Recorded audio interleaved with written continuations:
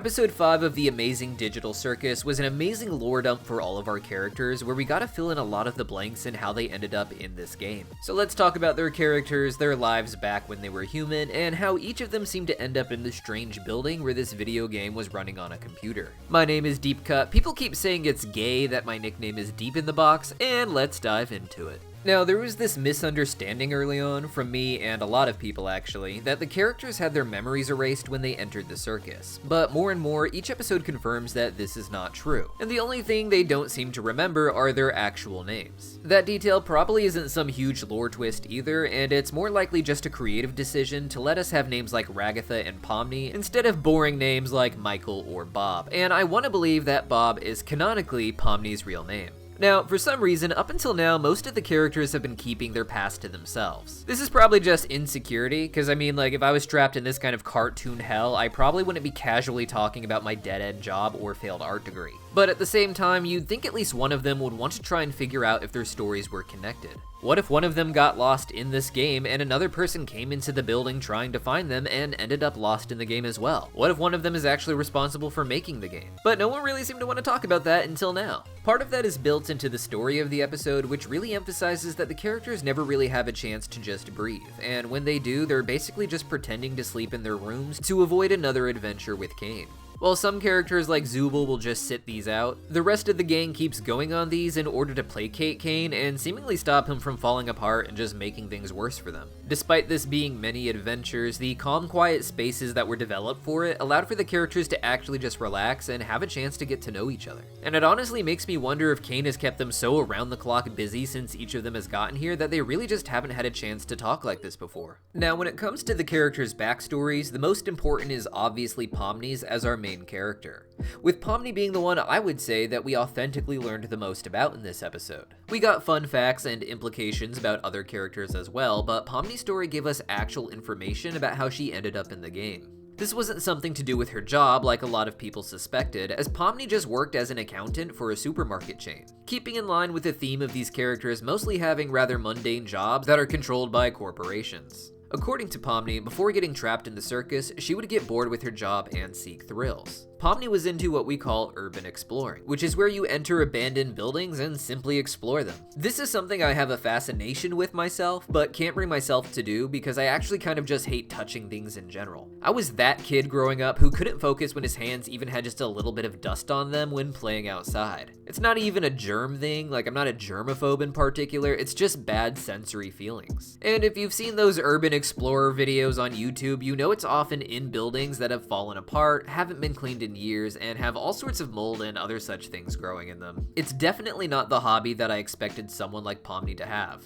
Honestly, it seems way more like something Jax would do. But Pomni actually did this as a hobby on YouTube apparently, filming herself exploring these places and posting it online for others to see. That part was a fun detail for her character, but the exploring abandoned buildings was something that actually tells us a lot about how the characters got here in the show. Until now, we've had no idea about anything in the real world really. We didn't even know if the digital circus game was still being played around the world, or if it had been discontinued as a whole because of this issue of players getting trapped in the game.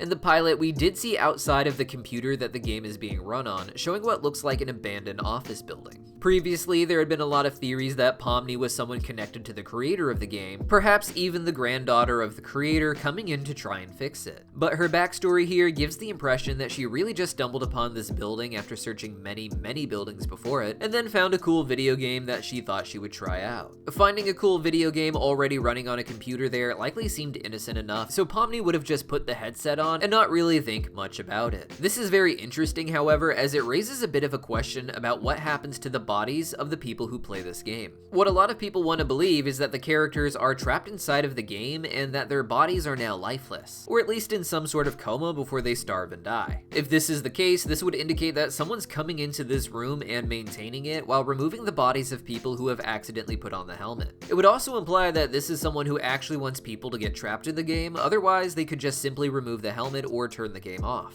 I imagine they want to keep the game on because there's certain characters in there that they might be related to, whoever is running running this place, and leaving this game running might be the only way to keep those people alive. But if multiple people are sneaking into this building and trying on the helmet, you'd think they'd at least remove this hardware so that new people can't get stuck in the game as well. One alternative theory is that the game doesn't trap a person inside of it, but just a copy of them, hence why they don't remember certain details like their name, even if they remember everything else, as the game changes your name when you enter it anyways. It would be useless information for a file to contain. So if someone isn't removing the bodies after they fall into some sort of coma, then the real Pomni may have just taken off her helmet and walked away without any issues. This would explain why there's already no Pomni on the floor in the pilot when we see the office, unless someone had been waiting there for her to put it on and immediately removed her. The only issue is that Pomni immediately seems confused to be in the game instead of just enjoying it after she put on the helmet, so who knows what the truth is.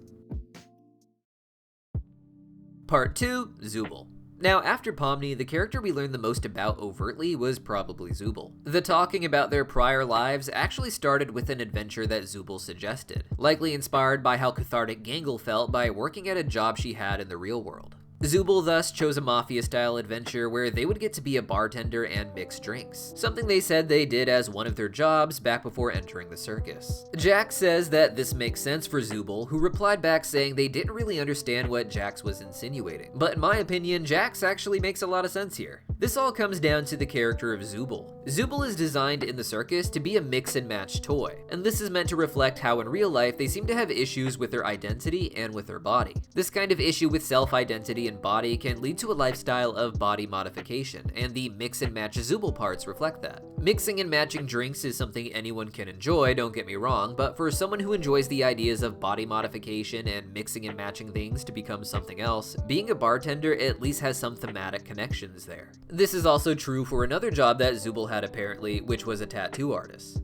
This was brought up when talking about art, with Gangal being the main artist in the group, but it makes sense that Zubel would be into tattoo art specifically. This would reflect their customizable toy theme, being able to change and decorate what you don't like about yourself, though as we learned before, changing Zubel's outside didn't always help them feel better on the inside. Zubel's therapy session with Kane ended up being more about Kane's wants and needs, as Zubel said in the episode, but when putting Kane's issues aside, we do get a glimpse into what is really going on in the mind of Zubel. Here, Zubel expressed discomfort, particularly with their body, but it's not just their body, it's their life as a whole, and that probably started even before entering the digital circus.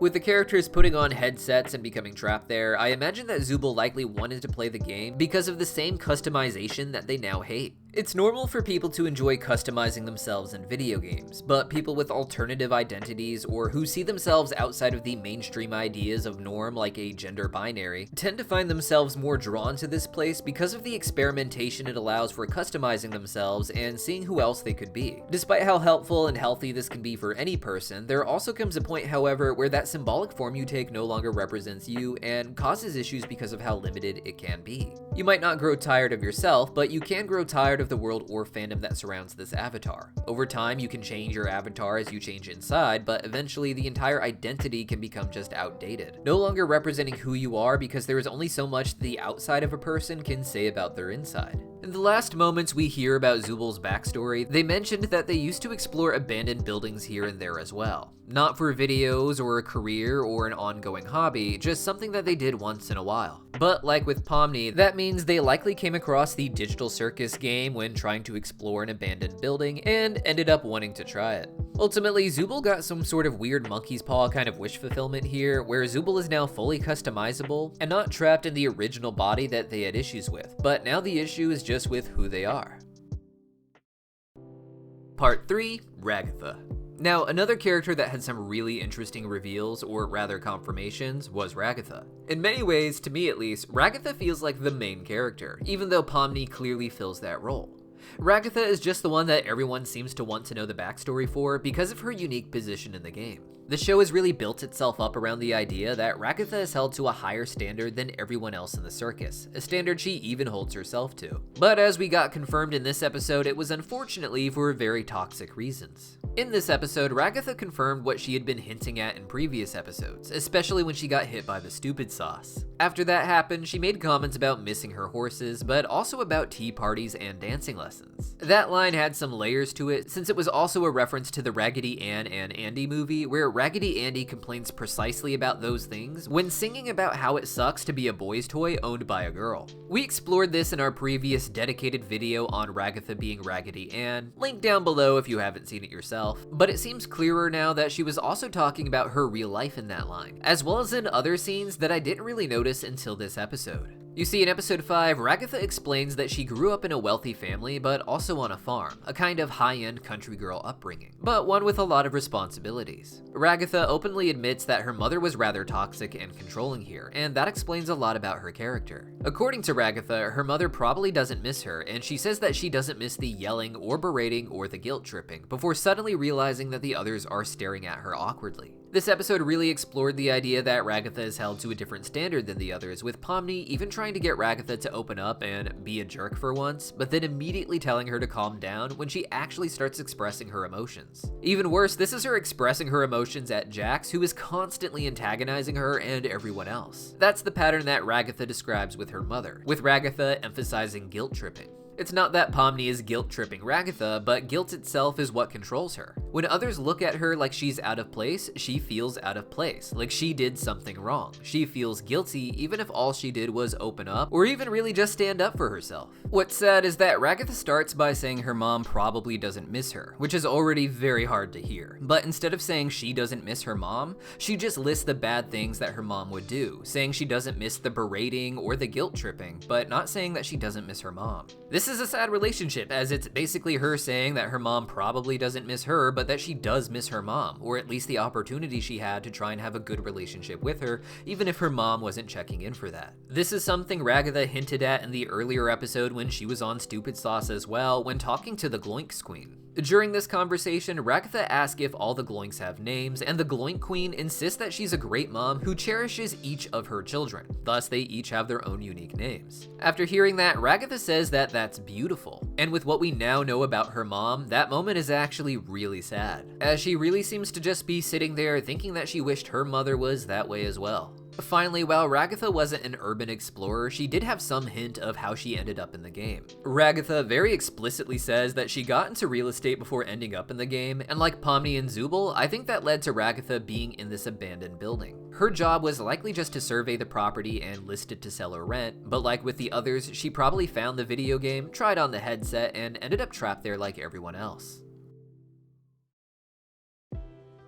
Part 4, Gangal.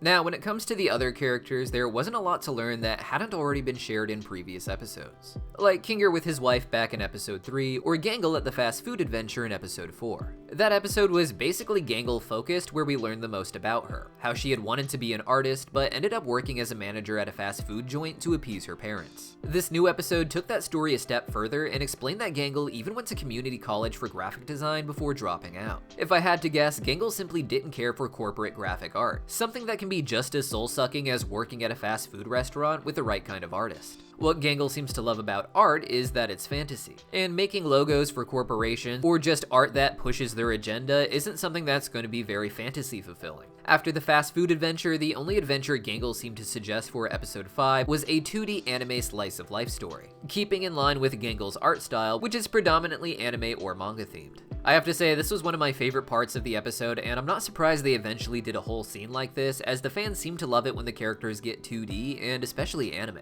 The little end credit animations they have of the characters running in a 2D art style is absolutely adorable, and I think if Glitch is smart, they should probably continue the show after season 1 in a 2D format with funny shorts. While they could continue to use 3D for these, there's just something about the 2D art style that works so much better when the characters aren't being dramatic, I think. And I could see them selling digital Circus merch for years and years, with a monthly little short that's just a few minutes of the characters being funny in this 2D style. As for how Gangal ended up in the circus, this isn't explored in the show directly, but I still like the theory I had back when episode 4 aired. The theory that Gangal had been hit by a truck on the way home from work, just as seems to happen in the game before she's saved by Cain. This wouldn't magically put Gangal in the game, but instead I theorize that whoever is keeping the video game running might have used it as a way to give Gangal something of a second life, especially if she had been paralyzed or put into a coma because of the accident. This is extremely speculative, and a lot of people disagree with this theory, saying it's just a reference to the anime trope called isekai, but I still feel like a reference doesn't stop it from also being true.